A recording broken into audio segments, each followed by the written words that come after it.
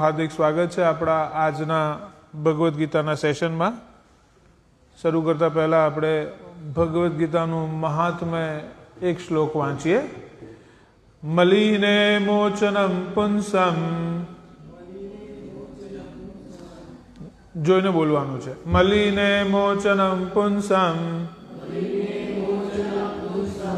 જલ સ્નાનમ દિને દિને સકૃત ગીતામૃત સ્નાનમ સંસાર મલનાશનમ. યોગેન્દ્ર બાબુ વાંચી શકો છો આપ? વાંચો.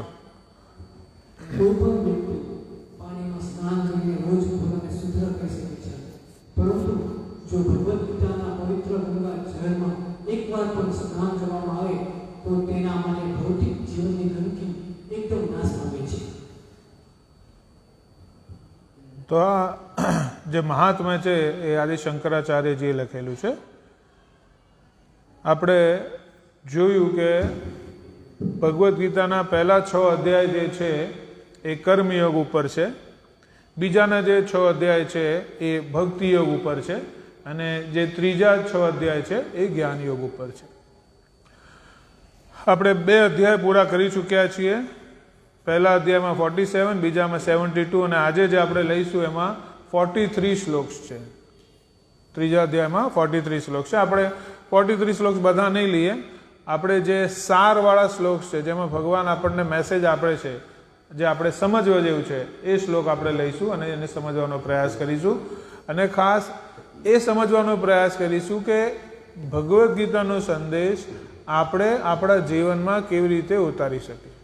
કારણ કે બધાને ખબર છે ભગવાન ભગવદ્ ગીતામાં શું કહે છે, પણ આપણા ડેઇલી લાઈફમાં આપણે એને કેવી રીતે લાવી શકીએ એ મહત્વનું છે. તો એ આપણે પ્રયાસ કરીશું. તો 18 અધ્યાયમાંથી પહેલા અધ્યાયમાં આપણે જોયું કુરુક્ષેત્રમાં અર્જુન જુએ છે બધાને, પોતાના સગા સંબંધીઓને જુએ છે અને કહે છે કે હવે મારે નથી લડવું. અને બીજો જે અધ્યાય જે આપણે ખાસો લાંબો હતો, જે આપણે ચર્ચા કરી, એમાં જોયું કે ભગવાન આખી ભગવદ્ ગીતાનો સાર આપી દે છે. એમાં બીજા જ અધ્યાયમાં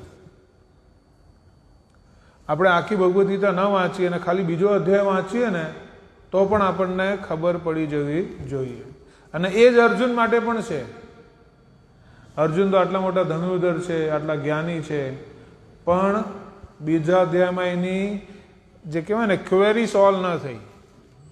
આજકાલ આપણને ઘણી બધી ક્વેરીઝ હોય છે આપણા જીવનમાં.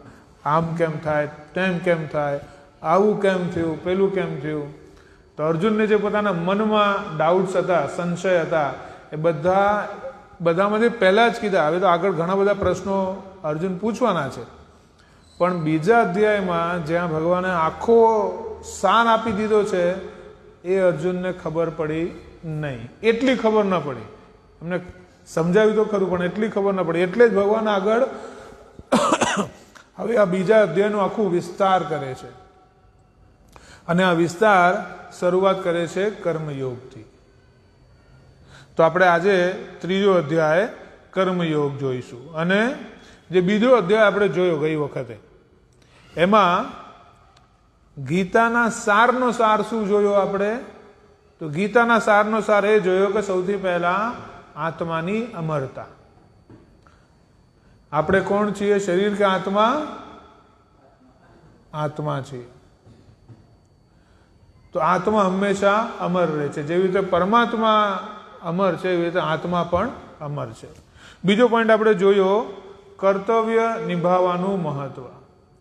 ભગવાન કહે છે અર્જુનને કે તારે તારું કર્તવ્ય નિભાવવાનું છે. અહીંયા તારે એવું નથી વિચારવું મારી માટે શ્રેષ્ઠ શું છે કે મને પ્રિય શું છે. આજે તારું કર્તવ્ય શું છે એ તું વિચાર અને એ તારે કરવાનું છે. આપણે પણ આપણી લાઈફમાં જ્યારે બહુ મૂંઝાઈ જઈએ કે હવે શું કરવું, તો આપણે સિમ્પલ પૂછવાનું પોતાની જાતને કે મારું કર્તવ્ય શું કહે છે, મારે શું કરવું જોઈએ, એ કરવાનું. એ જ ભગવાન કહે છે કે જ્યારે પણ આપણે બહુ મુશ્કેલીમાં હોઈએ, ડિસિઝન ન લઈ શકતા હોઈએ, ત્યારે ભગવાન કહે છે પોતાનું કર્તવ્ય વિચારો, એ કરો તમે. ત્રીજું સાંખ્ય યોગ એટલે જ્ઞાન યોગ વિશે કહે છે.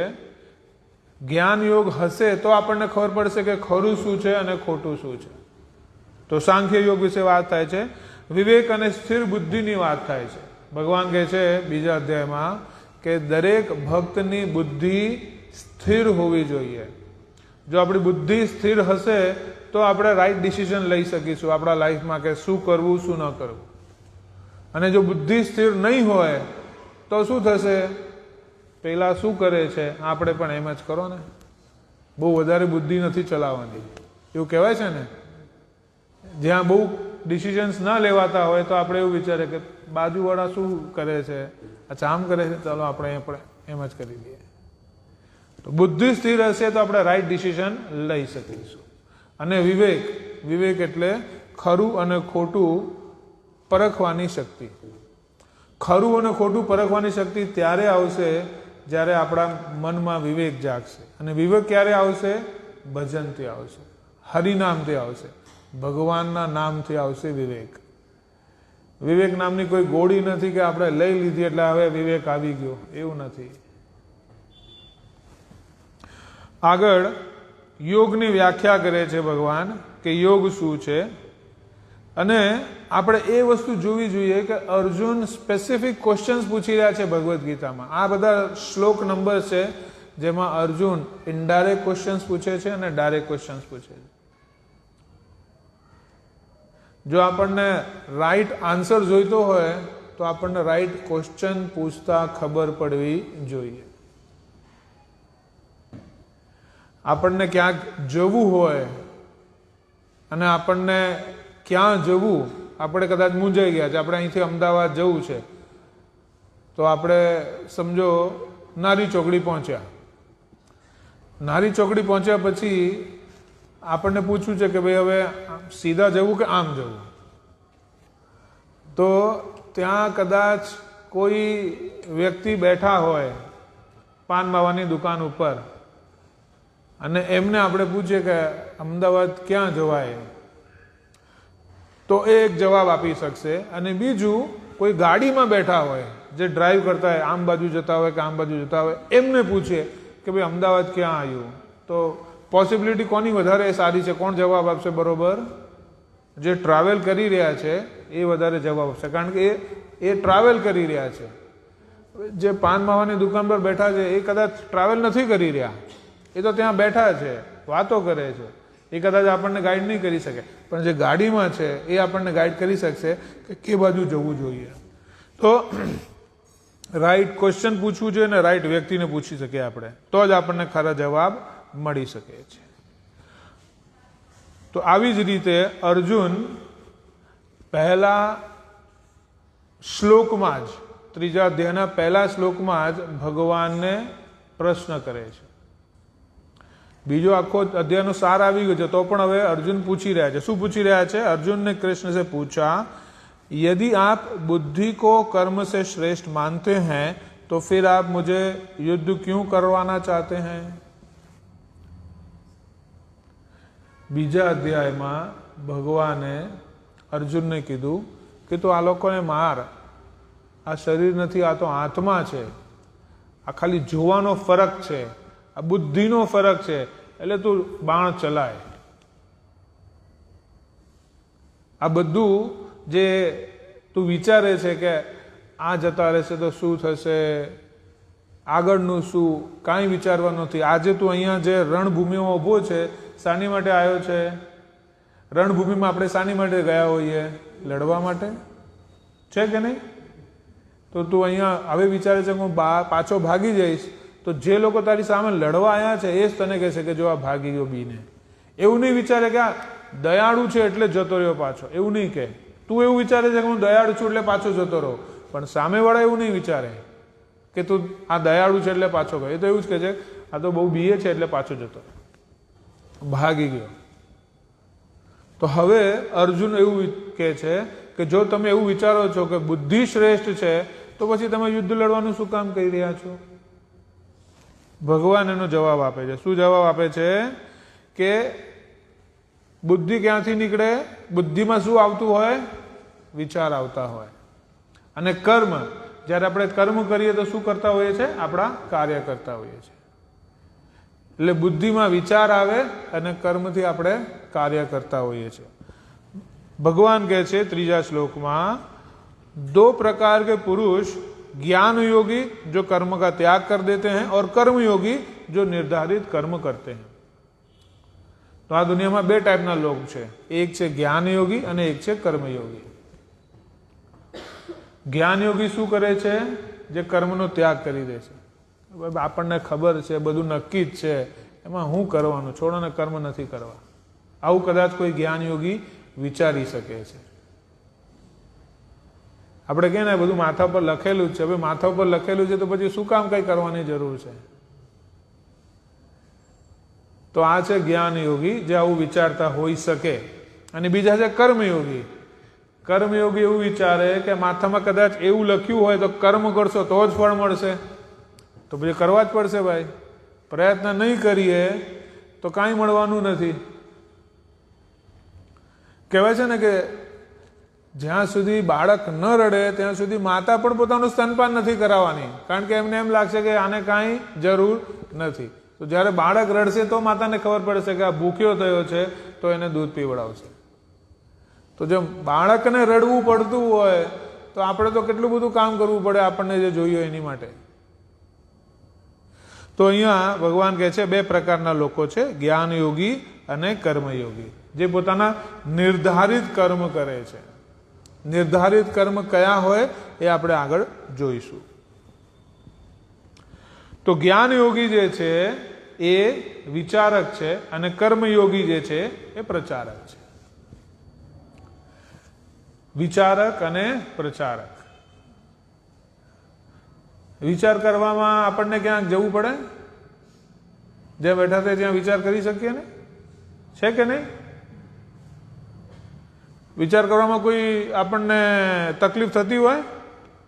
આજે વિચારક શું શોધતા હોય? શાંત જગ્યા શોધતા હોય, ત્યાં જઈને આપણે શાંતિથી વિચાર કરીએ કે આ બધું શું ચાલી રહ્યું છે જગતમાં, મારી સાથે આમ કેમ થયું, મારા પરિવારમાં આમ કેમ થયું, મારા સમાજમાં આમ કેમ થયું, વગેરે વગેરે।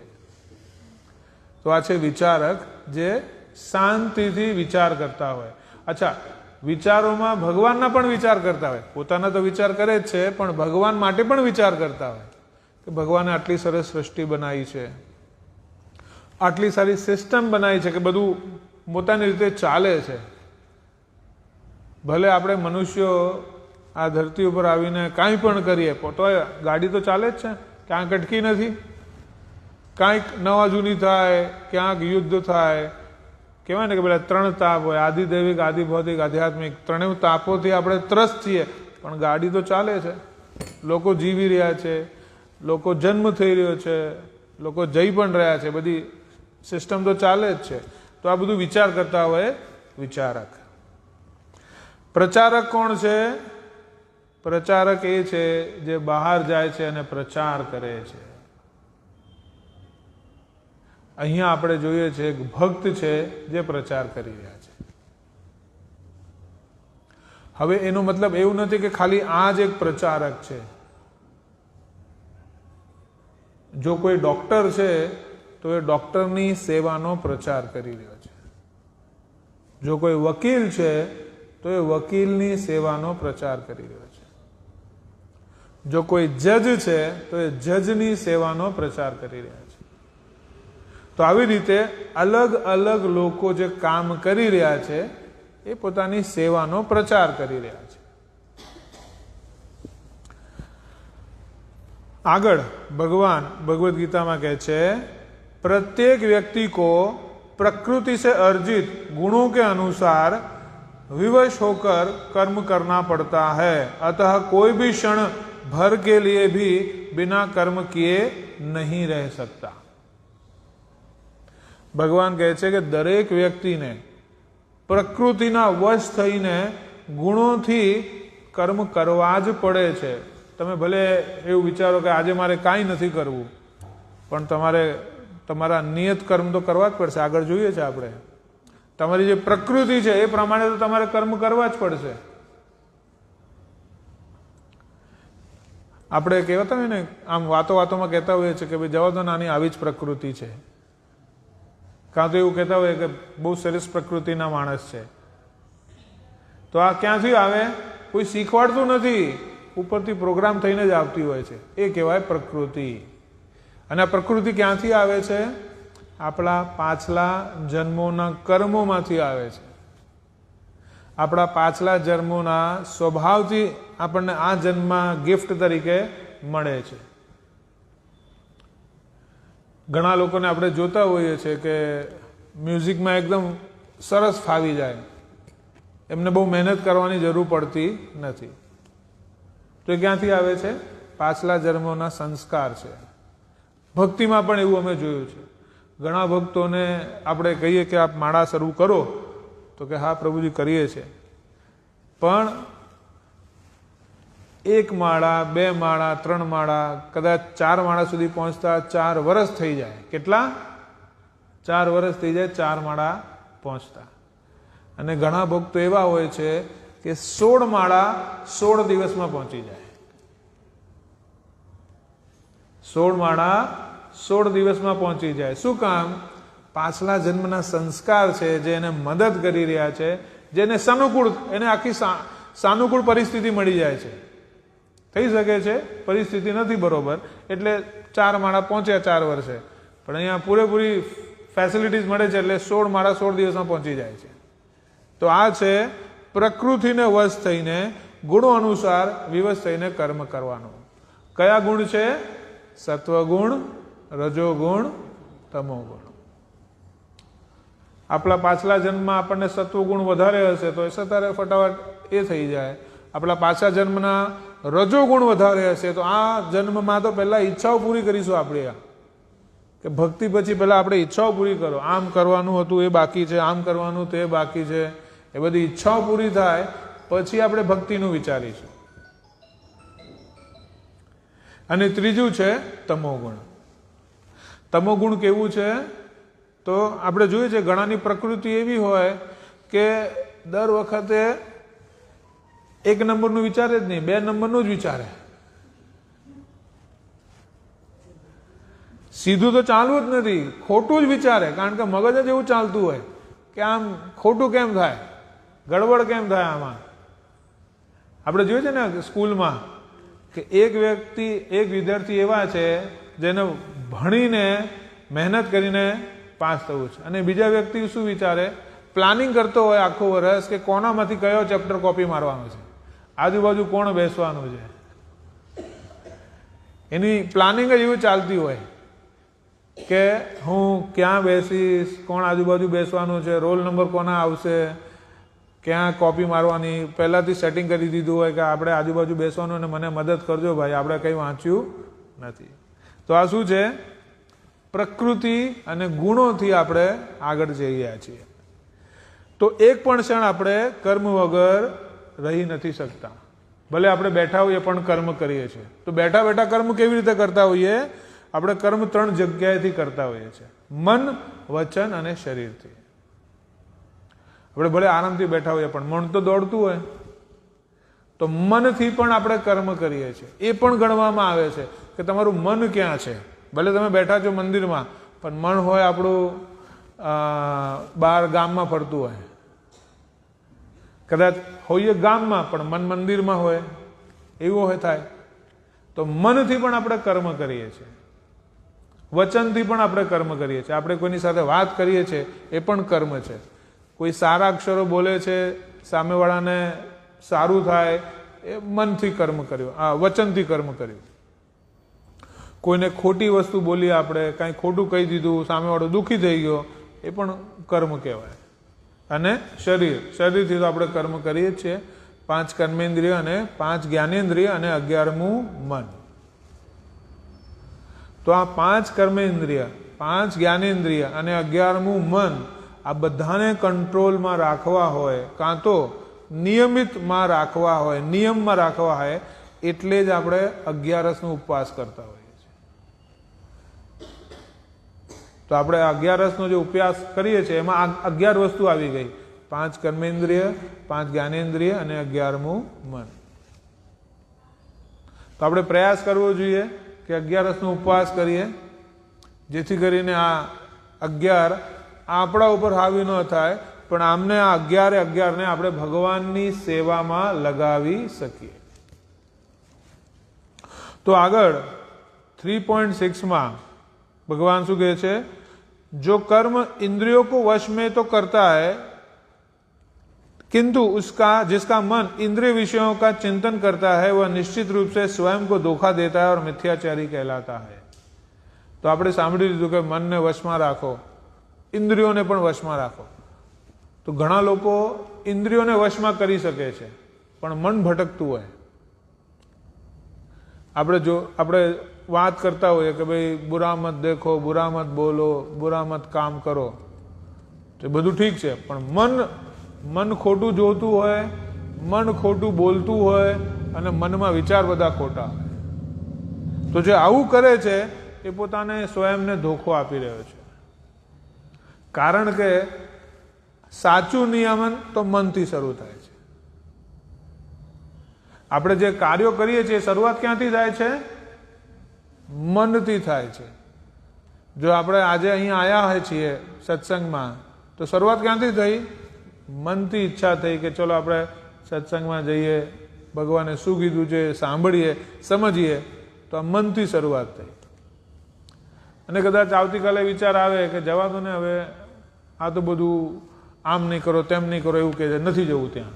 એટલે મનને આપણે કીધું કે ભાઈ જ્યાં રિસ્ટ્રિક્શન હોય ત્યાં નહીં જવાનું, જ્યાં બધી ફ્રીડમ હોય ને ત્યાં જ જવાનું આપણે, છે કે નહીં? તો આ બધું મન આપણને દોડાવે છે.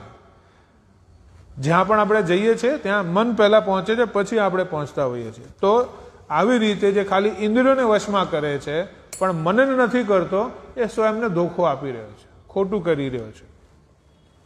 આગળ ભગવાન 3.7 में શું કહે છે? दूसरी ओर, બીજી બાજુ, यदि कोई निष्ठावान व्यक्ति अपने मन के द्वारा कर्मेंद्रियों को वश में करने का प्रयत्न करता है और बिना किसी आसक्ति के कर्म योग, जो कृष्ण भावनामृत में कहिए छे, प्रारंभ करता है, तो अति उत्कृष्ट है. एक बाजू જે મન કંટ્રોલમાં નથી પણ ઇન્દ્રિયો કંટ્રોલમાં છે, અને બીજી બાજુ મનને કંટ્રોલ કરવાનો પ્રયત્ન કરે છે જેથી કરીને ઇન્દ્રિયો પણ કંટ્રોલમાં રહે છે. ભલે કાચું પાકું હોય પણ એ શ્રેષ્ઠ છે. પેલું ખાલી દેખાવ છે, અહીંયા એકચ્યુઅલ કામ થઈ રહ્યું છે. શું થઈ રહ્યું છે? આપણે મનને અલગ અલગ વિષયોમાંથી ખેંચીને ભગવાનની સેવામાં લગાડી રહ્યા છીએ. ભગવાન બીજા અધ્યાયમાં એક દાખલો આપે છે ને, કે જેવી રીતે કછુઓ, કાચબો બધા પોતાના હાથ પગ અંદર લઈ લે, એવી જ રીતે આપણે આપણા મનને અલગ અલગ વિષયોથી અંદર ખેંચી લેવાનું છે. જે વગર કામની વસ્તુ છે એમાંથી ખેંચી લેવાનું છે અને ક્યાં લગાવવાનું છે? ભગવાનના ચરણોમાં, ભગવાનની સેવામાં લગાવવાનું છે. તો કૃષ્ણ ભાવનામૃત કાર્ય શું છે? જો ભી કાર્ય કરો, કર રહે હો, કરતે રહો और કૃષ્ણ કો અર્પણ કરો. તો આપણે અહીંયા જે જોયું ને, સૌથી ઉત્તમ શું છે? કૃષ્ણ ભાવનામૃત કર્મ. તો કૃષ્ણ ભાવનામૃત કર્મમાં એવું નથી કે ભાઈ આપણે જે કાર્ય કરી રહ્યા છીએ છોડી દેવાનું છે, નહીં. જો કોઈ ભણતર છે તો ભણવામાં છે, ભણવાનું ચાલુ રાખો. કોઈ બિઝનેસ છે, બિઝનેસ કામ ચાલુ રાખો. કોઈ જોબ કરે છે, ચાલુ રાખો. જો કોઈ પોતાના ઘરનું કામ કરે છે, ચાલુ રાખો. પણ એ જે કામ આપણે કરી રહ્યા છે એ ભગવાનને અર્પણ કરવાનું છે. તો એમાંથી આસક્તિ નહીં થાય. નહીં તો શું થાય? આસક્તિ થાય. આસક્તિ એટલે કેવી થાય? આ મેં કાર્ય કર્યું છે, મારાથી થયું છે, હું ના હોઉં તો બધું કામ અટકી જાય, એવું બધી શું હોય? આસક્તિ હોય. એવું બધું તો થવાનું છે નહીં. રાજા મહારાજા જતા રહ્યા, કાંઈ અટક્યું? બધું ચાલે જ છે. એટલે આ જે આસક્તિ છે એ નહીં રહે. ક્યારે? જ્યારે આપણે બધા જે કાર્ય કરીએ છીએ એ ભગવાન કૃષ્ણને અર્પણ કરીએ છીએ. અને જ્યારે ભગવાન કૃષ્ણને આપણે અર્પણ કરીશું તો આપણા જે ફળની આસક્તિ છે એ પણ જતી રહેશે. છે કે નહીં? આગળ હવે ભગવાન કામની વાત કરે છે જે આપણને લાગુ પડે છે. શું કહે છે ભગવાન 3.8 માં? अपना नियत कर्म करो, क्योंकि कर्म न करने की उपेक्षा कर्म करना ज्यादा श्रेष्ठ है. कर्म के बिना तो शरीर निर्वाह भी नहीं हो सकता. ભગવાન કહે છે પોતાનું નિયત કર્મ કર. કર્મ ન કરવા કરતાં કર્મ કરવાનું વધારે શ્રેષ્ઠ છે, કારણ કે જો તમે કર્મ નહીં કરો તો તમારું શરીર પણ નહીં ચાલે. આપણે એક જ જગ્યાએ બેઠા હોઈએ અને કહીએ કે ભાઈ આજે મારે કાંઈ નથી કરવાનું, તો કંઈ થવાનું છે? તો શું થશે? લોકો એવું વિચારશે કે આના હાથ પગ નહીં ચાલતા, હવે લાવ ખુરશી લાવ એમની માટે, લાવ એમની માટે એટલે કહેવાય ને વ્હીલચેર લઈ આવો. આપણને બીમાર સમજશે લોકો, કારણ કે આપણું શરીર નિર્વાહ પણ નહીં થાય જો આપણે કર્મ નહીં કરીએ તો નિયત કર્મ કરો. નિયત કર્મ એટલે આપણી માટે જે નક્કી થયું છે એ કહેવાય નિયત કર્મ. જો આપણે ભગવાન કહી રહ્યા છે અર્જુનને अपना नियत कर्म करो, क्योंकि कर्म न करने की उपेक्षा करना ज्यादा श्रेष्ठ है. कर्मથી ભાગવા કરવા કરતા કરવું એ વધારે શ્રેષ્ઠ છે. આગળ તો આપણા નિયત કર્મ શું છે? આપણા જીવનમાં આપણે જોઈએ છે માતાનું નિયત કર્મ શું છે? ઘર ચલાવવું. પિતાનું નિયત કર્મ શું છે? પોતાનું કામ કરવું. પુત્રનું નિયત કર્મ શું છે? ભણવાનું, કાં તો મોટા થઈ ગયા તો પિતાને મદદ કરે. પુત્રીનું નિયમિત કર્મ શું છે? ભણવાનું. મોટી થઈ ગઈ હોય તો શું હોય? પોતાના ઘરે હોય તો ત્યાં સુખી રહે. બહુ કા શું હોય?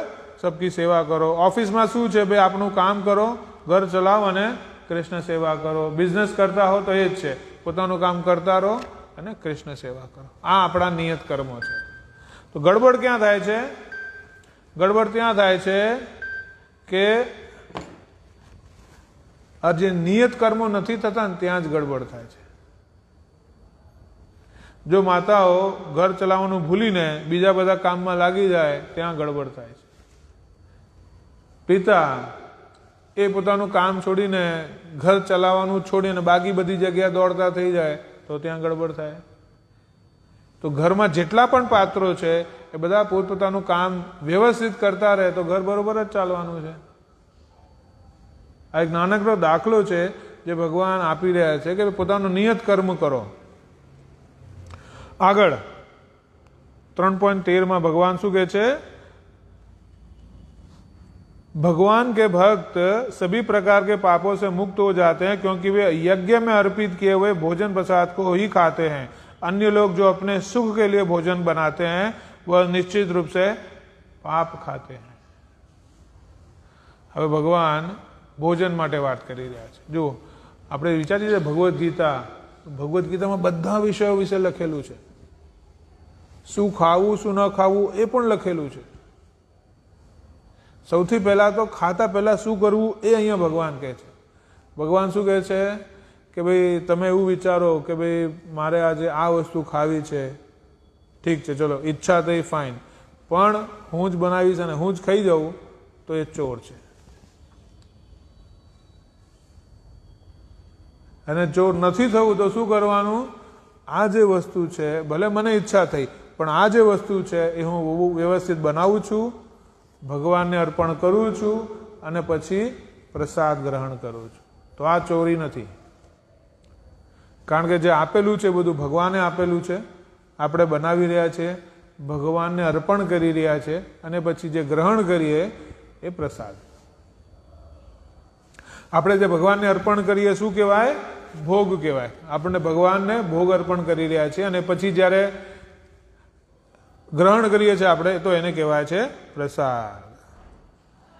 તો આવી રીતે આપણે ભગવાનને ભોગ અર્પણ કરીએ છીએ અને પછી પ્રસાદ લઈએ છીએ. હવે એક વ્યક્તિએ મને પૂછ્યું હતું ઘણી વખત પહેલા કે આપણે એમ કહીએ છીએ કે ભાઈ આપણે તો વેજીટેરિયન છીએ, પણ જે સબ્જી આપણે બનાવીએ છીએ તો સમજો જે પ્લાન્ટ છે જે ઉગે છે એને તો આપણે કાપી દઈએ છીએ, તો એ પણ હિંસા કહેવાય ને? આપણે પેલા પ્લાન્ટને મારીને પોતાનું પેટ ભરીએ છીએ તો આપણે હિંસા તો કહેવાય જ ને? કહેવાય કે નહીં? તો પછી સબ્જી ખાનાર અને મુર્ગી ખાનારમાં શું ફરક?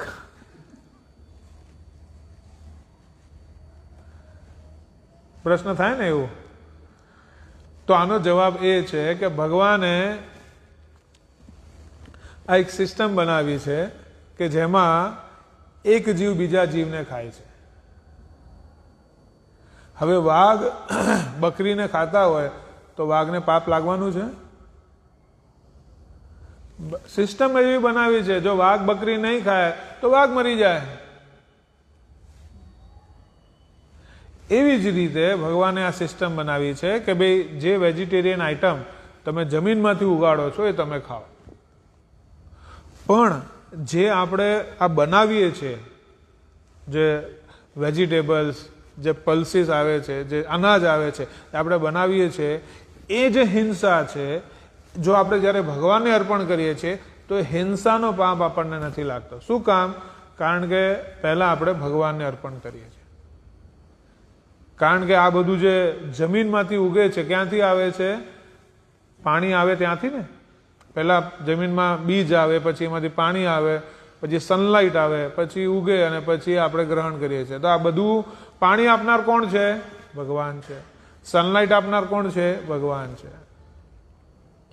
આ જમીન આપનાર કોણ છે? ભગવાન છે.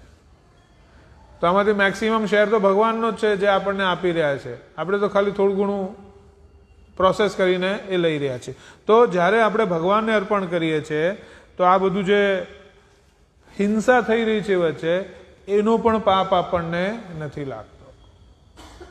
એટલે ભગવાનને અર્પણ કરવું જરૂરી છે.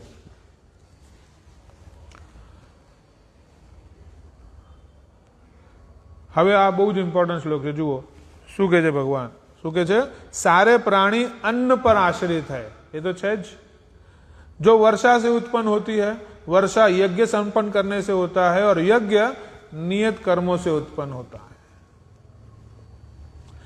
पहलू છે અન્ન.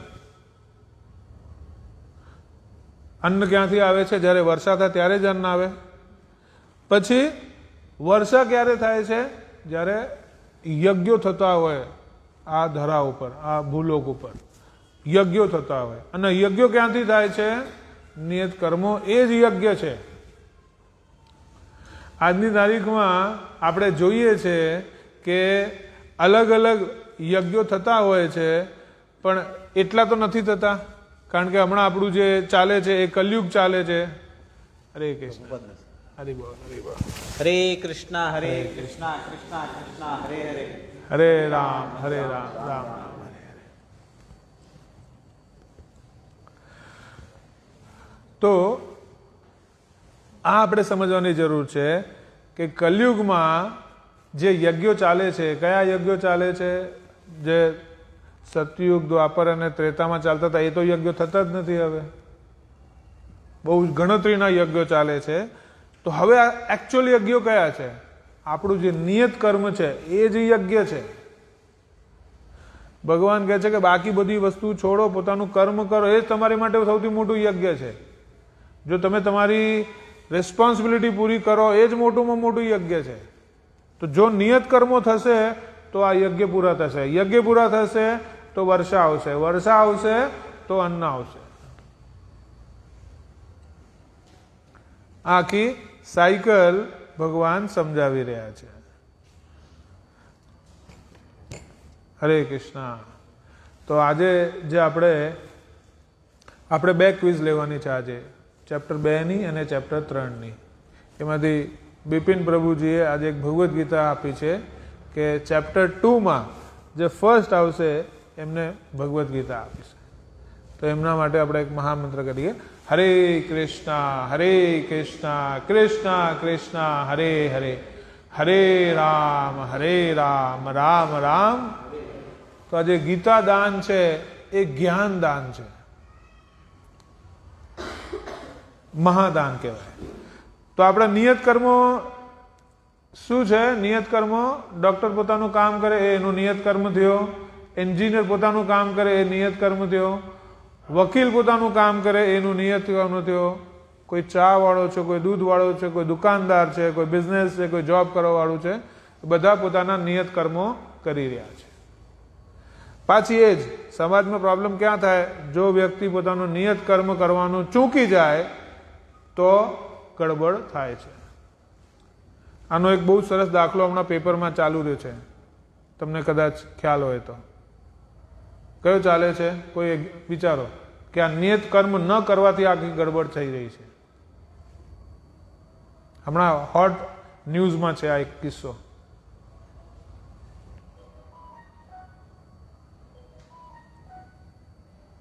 વાંચો છો ને બધા પેપર? ચાલો, એ પ્રભુજી નથી વાંચતા. બીજું કોઈ માતાજીમાં?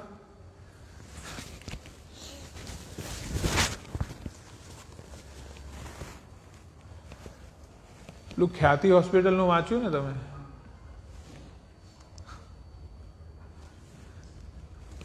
એમાં આપણે બહુ લાંબુ નથી વાત કરવી, પણ આખી મોટી તકલીફ શું કામ થઈ? ડોક્ટર પોતાનું નિયત કર્મ જ ભૂલી ગયા. ડોક્ટર પોતાનું નિયત કર્મ જ ભૂલી ગયા એટલે આ પ્રોબ્લેમ થયો છે. આપણે એવું પણ જોઈએ છે કે પુલ બન્યું, હજુ આ ખુલ્યું નથી, એમાં તૂટી ગયું. એવો પણ ન્યૂઝ જોયા છે ને આપણે કે પુલ બન્યું, હજુ ચાલુ નથી થયું અને તૂટી ગયું. તો શું થયું? એન્જિનિયરે પોતાનું નિયત કર્મ કર્યું જ નથી એટલે આવું થયું. થાય કે નહીં? તો ભગવાન આ જ કહી રહ્યા છે કે ભાઈ પોતાના નિયત કર્મ કરો, બીજું બધું ના કરો તો ઠીક, નિયત કર્મ તો કરો. આ કરશો તો તમારું ઉદ્ધાર થશે, બીજું વધારે કાંઈ કરવાની જરૂર જ નથી. હવે આવીએ છીએ છેલ્લે ભક્ત ઉપર. ભક્તનું નિયત કર્મ શું છે? ભક્તિ કરવી. પણ આમાં એક અદ્ભુત વાત એ છે કે એન્જિનિયર ડોક્ટરનું કામ કરી શકે? ન કરી શકે. એન્જિનિયર વકીલનું કામ કરી શકે? ન કરી શકે. શું દુકાનદાર બિઝનેસ આપણે જોબ વાળાનું કામ કરી શકે? ન કરી શકે. શું ડોક્ટર ભક્તિ કરી શકે? આ બધા જે લોકો છે ભક્ત બની શકે? બની શકે. એટલે આપણા નિયત કર્મો કરવાની સાથે સાથે આપણે ભક્ત પણ બની શકીએ, ભક્તિ પણ કરી શકીએ. ભગવાન કહે છે પહેલા તો નિયત કર્મ કરો, પછી ભક્તિ કરો. જો આપણે આપણા નિયત કર્મો નથી કરતા અને ભક્તિમાં દોડીએ છીએ તો ભગવાન કહે છે એવી ભક્તિની જરૂર જ નથી ભાઈ મને. પહેલા પોતાનું નિયત કર્મ કર, પછી ભક્તિ કર. જો ઘરમાં કોઈ દુઃખી હોય અને આપણે ભક્તને કાં તો ભગવાનને પ્રસન્ન કરવા દોડીએ તો ભગવાન કહે છે મારે પ્રસન્ન નથી થવું, પહેલા જે તારા ઘરમાં છે એને તું પ્રસન્ન રાખ, પછી હું પ્રસન્ન થઈશ. શું કામ? કારણ કે જે ઘરમાં છે, જે જીવ છે, એમાં પણ ભગવાન તો છે જ ને. ઘરમાં આપણી સાથે જે લોકો રહે છે એ જીવ છે અને જીવની અંદર પણ ભગવાન છે. તો જો આપણે આપણા ઘરની અંદર જે આપણી સાથે રહે છે એમને પ્રસન્ન નથી કરી શકતા તો ભગવાનને કેમ પ્રસન્ન કરીશું? તો ભગવાન કહે છે પહેલા નિયત કર્મ કરો અને સાથે સાથે પછી ભક્તિ કરો. તો આવી જ રીતે નિયત કર્મો કરવાના છે અને પછી સાથે ભક્તિ પણ કરવાની છે. આગળ ભગવાન કહે છે अतः कर्म फल में आसक्त हुए बिना मनुष्य को अपना कर्तव्य समझकर निरंतर कर्म करते रहना चाहिए, क्योंकि अनासक्त होकर कर्म करने से उसका परब्रह्म परम भगवान की प्राप्ति होती है. શું કહે છે ભગવાન? કે કર્મ ફલ ની આસક્તિ છોડો. કર્મફળની આસક્તિ છોડો એટલે આપણે કોઈ કામમાં બહુ જ મહેનત કરી પણ રિઝલ્ટ ના આવ્યું તો આપણે દુઃખી થઈ જઈએ કે અરે મને રિઝલ્ટ ન મળ્યું. હવે એમાં આપણે જોવું પડે કે ભાઈ આપણે કેવી રીતે આ કાર્ય કર્યું જેથી મને રિઝલ્ટ ન મળ્યું. પણ દુઃખી થવાની જરૂર નથી, કારણ કે રિઝલ્ટ આવી ગયું છે. આપણે જેટલા પણ દુઃખી થઈએ રિઝલ્ટ ચેન્જ થવાનું નથી થવાનું. તો અહીંયા કહે છે કે કર્મફળની આસક્તિ છોડો અને પોતાનું કર્તવ્ય સમજીને આપણું નિયત કર્મ કરવાનું છે અને અનાસક્ત થઈને આપણે જ્યારે કર્મ કરીશું તો પરબ્રહ્મ એટલે ભગવાન પ્રાપ્ત થશે. અહીંયા હજુ ભક્તિની તો વાત જ નથી, ફક્ત પોતાના કર્મોની વાત થઈ રહી છે.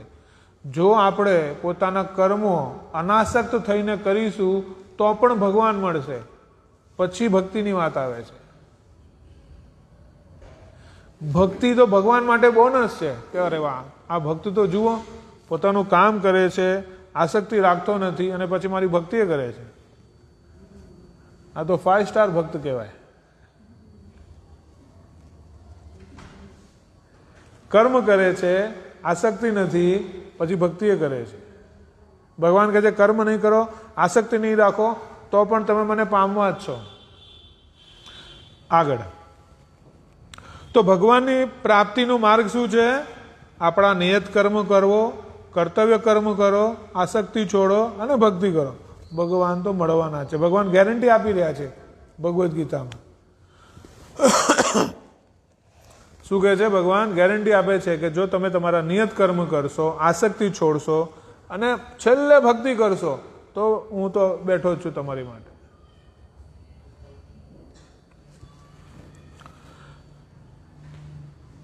તો નિયત કર્મ કરવાની જરૂર શું છે?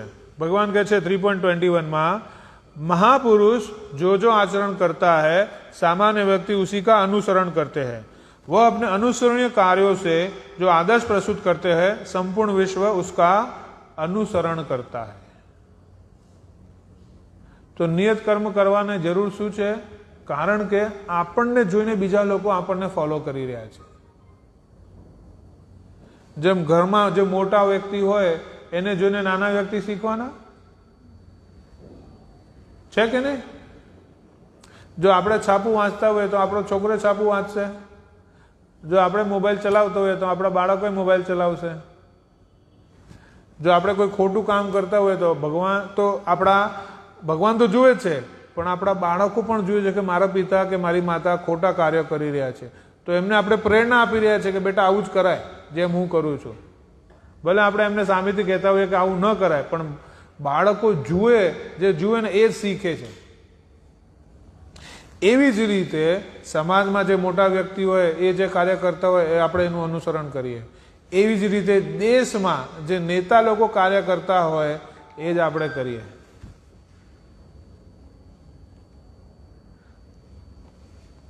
જો નેતા લોકો કરપ્શન કરે તો આપણને શું પ્રેરણા મળે? આપણે નાના લેવલનું કરપ્શન કરીએ. કેમ કરીએ? તો ભાઈ કોઈ આપણને પોલીસવાળો પકડે તો આપણે પણ એમાં સેટિંગ જ જોતા હોઈએ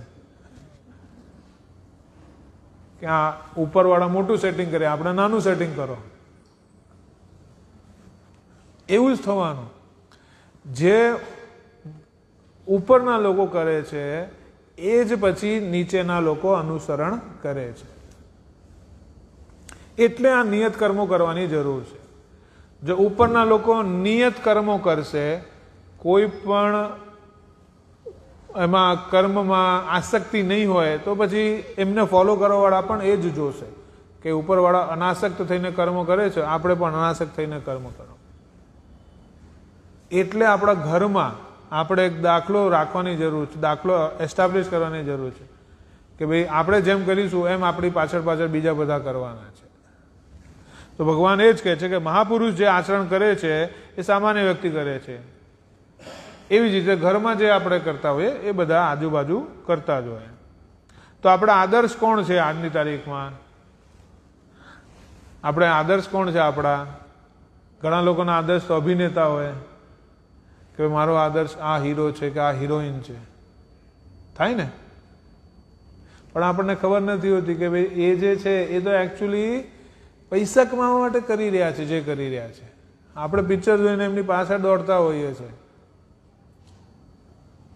તો ઘણા લોકોના આદર્શ અભિનેતા હોય છે, ઘણા લોકોના આદર્શ ખેલ જગતના લોકો હોય છે, ઘણા લોકોના આદર્શ એમના માતા પિતા હોય છે અને ઘણા લોકોના આદર્શ કોઈ પણ હોય ચાલે, બસ પૈસાવાળા હોવા જોઈએ, સક્સેસફુલ છે ને બહુ થઈ ગયું, એમાં બાકી કાંઈ જોવાનું જ નથી. તો આપણે આપણો આદર્શ વિચારીને નક્કી કરવો જોઈએ કે આપણો આદર્શ કોણ છે.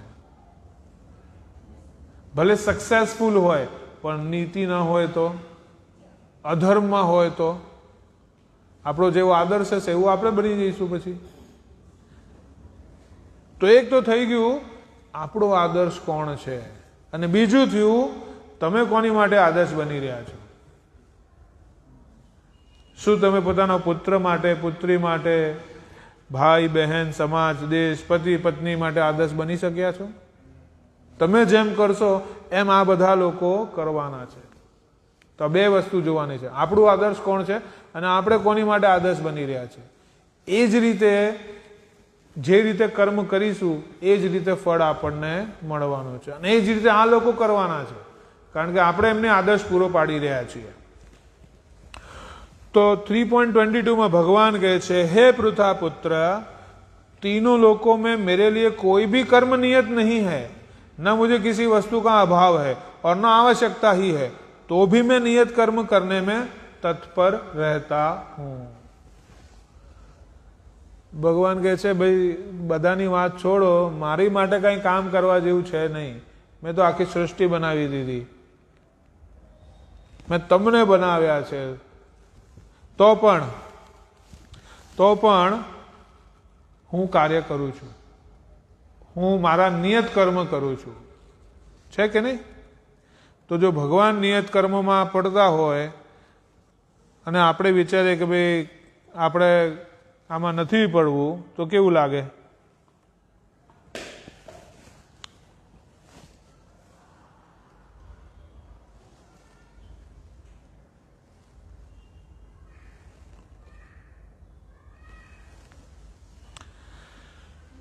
तो भगवान पोते कहे छे कि बधानी वात जवा दो, हूँ पण नियत कर्मो करूं छू.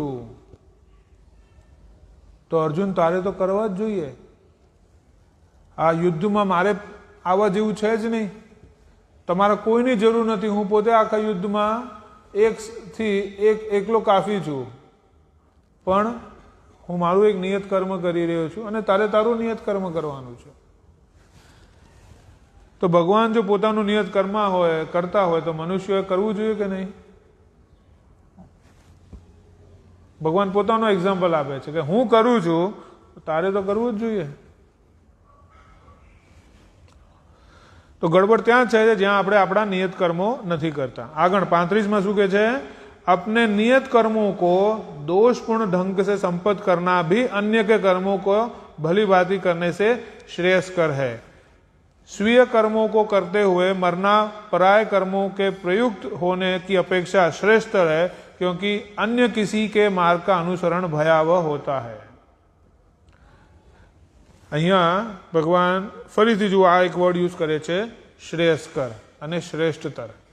આપણે વાત થઈ હતી ગયા બીજા અધ્યાયમાં કે એક હોય છે શ્રેષ્ઠ અને બીજું હોય છે પ્રેષ્ઠ. પ્રેષ્ઠ એટલે આપણને જે પ્રિય હોય અને બીજું આપણી માટે સારું શું છે. કોઈ વ્યક્તિને ડાયાબિટીસ છે અને એને ગુલાબજાંબુ બહુ પ્રિય છે, તો એની માટે ગુલાબજાંબુ પ્રિય થઈ ગયું, પણ શું એની સ્વાસ્થ્ય સારું રહેશે જો એ ગુલાબજાંબુ ખાશે તો? નહીં. પ્રિય છે એટલે ગુલાબજાંબુ, પર શ્રેષ્ઠ શું છે એની માટે? એની માટે દવા શ્રેષ્ઠ છે, એની માટે પरहेજ શ્રેષ્ઠ છે. તો આપણને હંમેશા શું હોય, આપણને પ્રિય વસ્તુ વધારે જલ્દી ખબર પડે કે મને ગમે છે શું.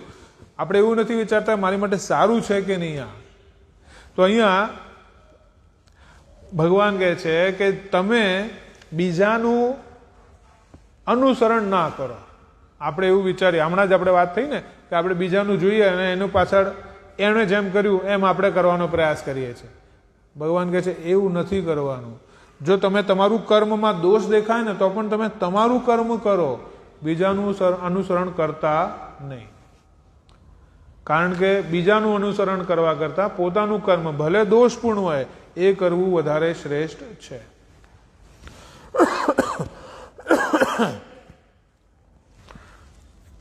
તો બીજાનું કર્મ જે દેખાય છે ઉત્તમ કર્મ હોય, પણ ભલે ઉત્તમ કર્મ પાછળ પડવું નથી, પણ પોતાનું દોષપૂર્ણ કર્મ હોય એ શ્રેષ્ઠ દેખાય, એ સારું છે. હવે આગળ અર્જુન 36ના શ્લોકમાં પ્રશ્ન પૂછે છે. અર્જુન કહે છે, हे वृष्णवंशी, मनुष्य को न चाहते हुए भी पाप कर्मों के लिए प्रेरित क्यों होता है? ऐसा लगता है कि उसे बलपूर्वक उसमें लगाया जा रहा है। અર્જુન બહુ પ્રેક્ટિકલ પ્રશ્નો પૂછી રહ્યા છે, જે આપણી જેવી સ્થિતિ છે અર્જુનની. અર્જુન કહે છે કે ભાઈ મને તો ક્યારેય પાપ કરવાની ઈચ્છા થતી નથી, તોય હું મજબૂરીમાં પાપ કરું છું. શું કામ થાય છે આવું? મારી ઈચ્છા ના હોય તોય હું આ કાર્ય કરું છું. મને ખબર છે કે આ પાપ કર્મ છે, તો પણ હું કરું છું. શું કામ થાય છે એવું? એનું કારણ શું છે? બીજા શ્લોકમાં ભગવાન એનો ઇમિડિયેટલી જવાબ આપે છે. શું કહે છે ભગવાન? हे अर्जुन, इसका कारण रजोगुण के संपर्क में उत्पन्न काम है, जो बाद में क्रोध का रूप धारण करता है और जो इस संसार का सर्वभक्षी पापी शत्रु है. ઈચ્છા ન હોય તો પણ આપણે જે પાપ કર્મ કરીએ છીએ એનું કારણ છે રજોગુણ. જે રજોગુણથી કામ ઉત્પન્ન થાય છે, અને કામ નથી થતું એટલે ક્રોધ ઉત્પન્ન થાય છે. તો જ્યારે આપણે રજોગુણની વાત કરીએ અને આજે કામની વાત કરીએ, શું છે? આપણી કામનાઓ, આપણી ઈચ્છાઓ. ઈચ્છાઓનું લિસ્ટ બહુ લાંબુ હશે તો કામ પણ એટલા કરવા પડશે ને. આપણી ઈચ્છા, મને 2 વ્હીલર જોઈએ, મને 4 વ્હીલર જોઈએ, મને મોટું ઘર જોઈએ, મને સુંદર ગાડી જોઈએ, સુંદર લાડી જોઈએ, મને બધું ટોપ ક્લાસ જોઈએ. તો એ ટોપ ક્લાસ તો બેઠા બેઠા થવાનું નથી, એની માટે દોડવું પડશે. અને માણસ દોડતો થઈ ગયો અને એમાંથી જે ઈચ્છાઓ છે એમાંથી 2-5% જ ખાલી થયું, બાકી બધું રહી ગયું. તો શું થશે? ક્રોધ ઉત્પન્ન થશે કે હારું આટલું દોડ્યું, કંઈ થયું નહીં. એટલે સામે જે આવે એના ઉપર ગુસ્સો ઉતારવાનો ચાલુ કે હારું સવારથી સાંજ દોડીએ છે પણ એકેય ઈચ્છા પૂરી થઈ નહીં. એટલે આમે જે આવે ઝપટમાં આપણો ક્રોધ આપણે એમના ઉપર ઉતારતા હોઈએ છીએ. ભગવાન એ જ કહે છે કે ઈચ્છા નથી તો પણ પાપ કર્મ ક્યારે થાય? જ્યારે ઈચ્છાઓ વધારે હોય ને ત્યારે આવું થાય. ઈચ્છાઓ ઓછી તો ઓટોમેટિકલી કર્મ ઓછા, કર્મ ઓછા તો કામના ઓછી, કામના ઓછી તો પાપ ઓછા. आगड़, जितनी ज्यादा कामना उतना ज्यादा क्रोध, और जितना ज्यादा क्रोध उतना ज्यादा अशांति. અને જ્યાદા અશાંતિ હશે તો શાંતિ તો મળશે નહીં. શાંતિ ન મળે તો શું થાય? રાતે ઊંઘ ના આવે. રાતે ઊંઘ ના આવે તો શું થાય? ગોળી ખાવી પડે.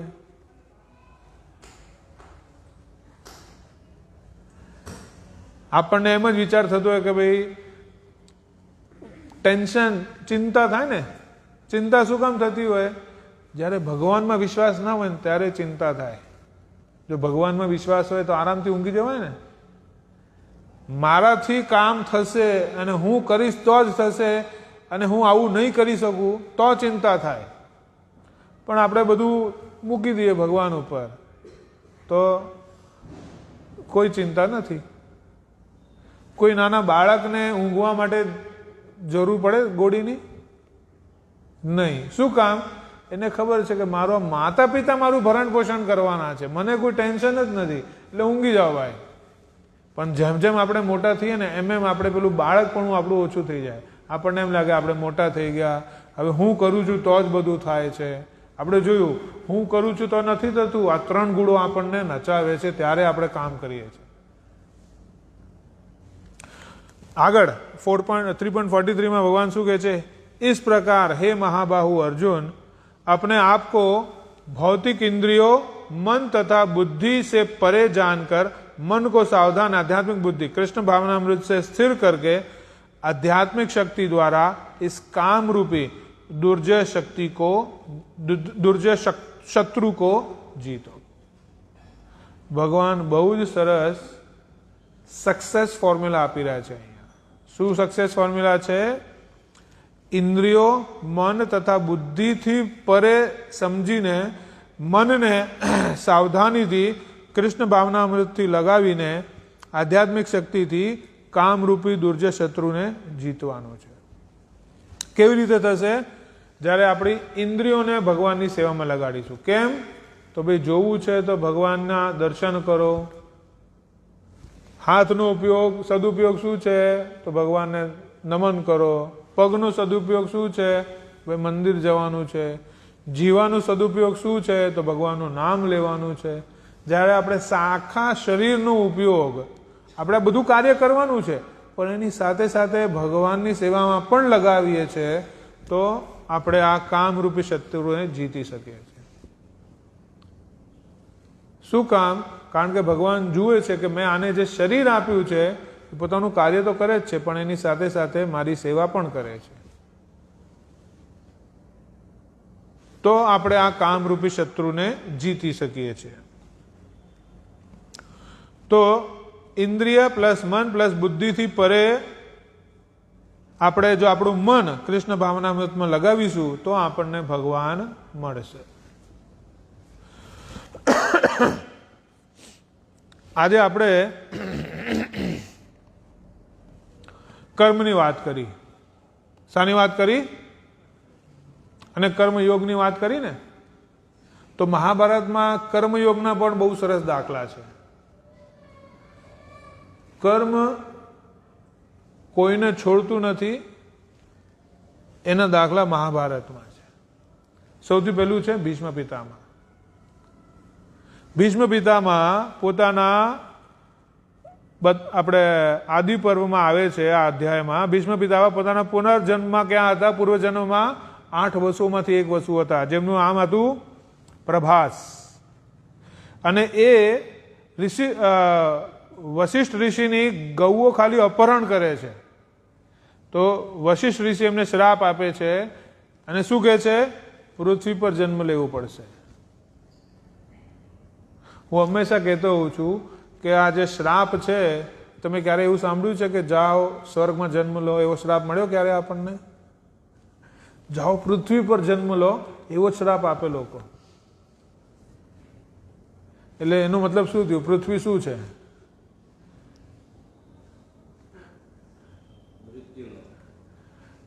મૃત્યુલોક તો છે જ, પણ પનિશમેન્ટ ઝોન છે. નરક તો હજુ નીચે છે. આપણે જોયું ને ગયા વખતે, નરક તો હજુ નીચે છે. પૃથ્વી જે છે એ પનિશમેન્ટ ઝોન છે. જેમ સ્કૂલમાં આપણે મસ્તી કરીએ તો ટીચર શું કહે? જા ક્લાસની બહાર ઊભો થઈ જા. એવી જ રીતે ઉપર જ્યારે કોઈ હેરાન કરે, મસ્તી કરે, તો જા ભાઈ પૃથ્વી પર જન્મ લે, થોડો હેરાન થા, પછી આવજે પાછો. પનિશમેન્ટ ઝોનમાં કોઈ સુખ શોધે તો શું કહેવાય?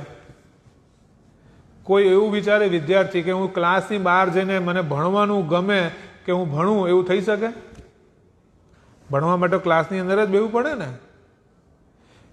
એટલા માટે જ કહેવાય છે કે પૃથ્વી ઉપર સુખ તો છે જ નહીં. આપણે પૃથ્વી પર સુખ શોધતા હોઈએ તો મૂર્ખ છીએ. કારણ કે પૃથ્વી તો પનિશમેન્ટ ઝોન છે. એટલે તો બધાને કહે છે કે જાઓ પૃથ્વી પર જન્મ લો, ત્યાં દુઃખી થાઓ, પછી આવજે પાછો. તો આ પિતામહ, ભીષ્મ પિતામહને પણ પોતાની આ પનિશમેન્ટ માટે પૃથ્વી પર આવવું પડ્યું. અને આખું જીવન 400 વર્ષ જીવ્યા એ, કારણ કે એમણે 3 પેઢી જોઈ અને પોતાની પનિશમેન્ટ પૂરી કરીને. પણ એમાં ફાયદો શું થાય છે? પૃથ્વીમાં દેવતાઓ પણ કહે છે મારે જન્મ લેવો છે. શું કામ? કારણ કે અહીંયા ભગવાનના દર્શન થઈ શકે છે. ભીષ્મ પિતામહને એની સાથે વરદાન મળ્યો કે ભગવાન તારું ઉદ્ધાર કરવા આવશે. ભગવાનના દર્શન કરતા કરતા તને પ્રાણ છોડવા મળશે. બીજું એક્ઝામ્પલ છે ધૃતરાષ્ટ્ર. મહાભારતમાં આપણે જોઈએ ધૃતરાષ્ટ્ર શું હતા? અંધ હતા. શું કામ હતા? કારણ કે ગૌતમ ઋષિનો એમને શ્રાપ હતો. શું કામ? તો એ ગયા જન્મમાં એક નાની ચીડિયાના બાળકને આંખમાં દીવાસળી નાખી દીધી, તો અંધ થઈ ગયા. ગયા જન્મમાં એક નાનકડી ચીડિયાના બાળકને આંધળું બનાવી દીધું, તો આખું જન્મ એમને આંધળો થવું પડ્યું. એવા તો આપણે કેટલા કૂતરાઓને પથરા મારતા હોઈએ છીએ, બિલાડીઓને લાકડી મારતા હોઈએ છીએ, કીડીઓને મારતા હોઈએ છીએ, જાણી જોઈને, અજાણી તો અલગ, જાણી જોઈને કેટલી હિંસા કરતા હોઈએ છીએ. તો વિચાર કરો, આપણે પણ આગલા જન્મમાં એ બધું ભોગવવું પડશે. ધૃતરાષ્ટ્રને આવું પડ્યું તો આપણે તો ભાઈ મનુષ્ય છીએ. આગળ જોઈએ છે દ્રૌપદી. દ્રૌપદીના કેટલા પતિ હતા? 5 પતિ. કેમ મળ્યા એને? હા, વરદાન પણ કેવું હતું? ગયા જન્મમાં એમનું નામ ઇન્દ્રાણી હતું અને એ શિવજીની તપસ્યા કરતા હતા. શું કહેતા હતા? મને એવો પતિ જોઈએ જે ધર્માત્મા હોય, બલવાન હોય, સુંદર હોય, પરાક્રમી હોય અને જ્ઞાની હોય. આ બધું મને એક જ પતિમાં જોઈએ છે. પણ આની તકલીફ એ થઈ કે એમણે આ 5 વખત બોલી દીધું. રિપીટ. એમણે શું કર્યું? શિવજીની સામે રિપીટ કર્યું કે મને આવો આવો પતિ જોઈએ. તો શિવજીએ કીધું ભાઈ એવું કરીએ આપણે, આવતા જન્મમાં 5 પાંડવ મળશે, તમે એના પત્ની બનજો. તો ગયા જન્મના કર્મથી એમને આ જન્મમાં 5 પાંડવ મળ્યા. તો આપણે જોઈએ છે કે મહાભારતના પાત્રોને પણ કર્મ નથી છોડતું, તો આપણે ક્યાંથી બચવાના? આ છે કર્મનો સિદ્ધાંત. તો આપણા અધ્યાય 3નું સાર શું છે? સાર એ છે કર્તવ્ય અને કર્મનું મહત્વ. કર્તવ્ય કરતા રહેવું જોઈએ, કર્મ કરતા રહેવું જોઈએ, કર્મથી ભાગવાનું નથી. નિષ્કામ ઓર સકામ કર્મ. સકામ કર્મ નથી કરવું, આપણે શું કરવાનું છે? નિષ્કામ કર્મ કરવાના છે. કર્મ કરો પણ એનું ફળનું મોહ ત્યાગવાનું છે. ત્રીજું શું છે? લોક સંગ્રહ સિદ્ધાંત. એટલે એક એક્ઝામ્પલ સ્થાપિત કરવા માટે પણ આપણે નિયત કર્મો કરવાના છે. જો આપણે કર્મો નહીં કરીએ તો આપણી આજુબાજુ જે લોકો છે આપણને જોઈને પણ એ બંધ કરી દેશે કરવાનું. સ્વધર્મ કા પાલન. આપણે પોતાના ધર્મનું પાલન કરવાનું છે. જ્ઞાન અને કર્મ કા સંતુલન. આપણે વિચારક નથી થવાનું, બહુ પ્રચારક થવાનું છે. બરોબર છે? વિચાર કરવાનું છે પણ હાવ પણ ખાલી વિચારક નથી થઈ જવાનું, પ્રચારક પણ રહેવાનું છે. તો અહીંયા આપણે આ જોઈએ છે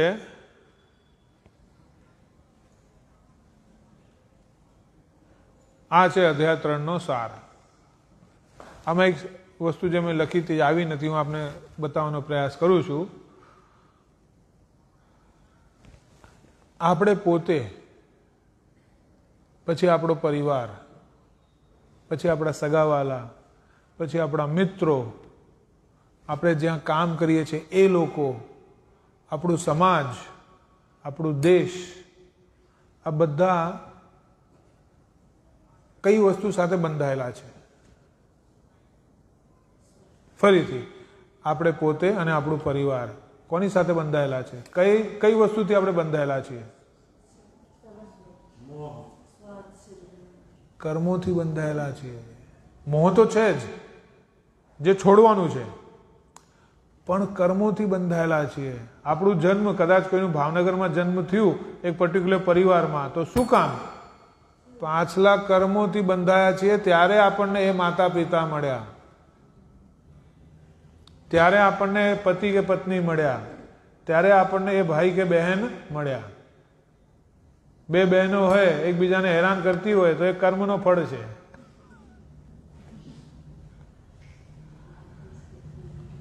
તો આ પોતાની જાતથી લઈને આપણે જ્યાં જ્યાં જેની સાથે સંબંધ રાખીએ છીએ એ આપણા કર્મોનું ફળ છે, જેની સાથે આપણે સંબંધો રાખી રહ્યા છીએ.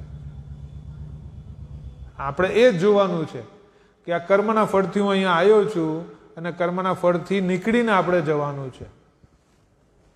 તો કેવી રીતે? એનો મતલબ એમ નથી કે હવેથી તમે અલગ અને હું અલગ, એમ નહીં. કારણ કે સામેવાળામાં પણ આત્મા અને પરમાત્મા બંને છે.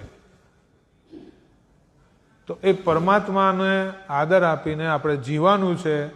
આપણા પરિવારમાં, આપણા મિત્રો સાથે આપણે જે પણ કાર્ય છે એ કાર્ય કરતા રહેવાનું છે, પણ એમાં મોહ નથી રાખવાનો. જેમ પ્રભુજીએ કીધું, મોહ નથી રાખવાનો. બરોબર? તો આવી રીતે આ આપણા ત્રીજા અધ્યાયનો સાર છે. આવો આપણે ચતુશ્લોકી ભગવદ્ ગીતાનો પાઠ કરીએ, જેથી કરીને આપણે આખું ભગવદ્ ગીતાનું એમાં ફળ મળે આપણને. આપ મારી પાસે બોલી શકો છો. ભગવદ્ ગીતા 10.8 અહમ સર્વસ્ય પ્રભવો મત્ત સર્વં પ્રવર્તતે ઇતિ મત્વા ભજન્તે મામ બુધા ભાવ સમન્વિતા. કોણ વાંચે ટ્રાન્સલેશન?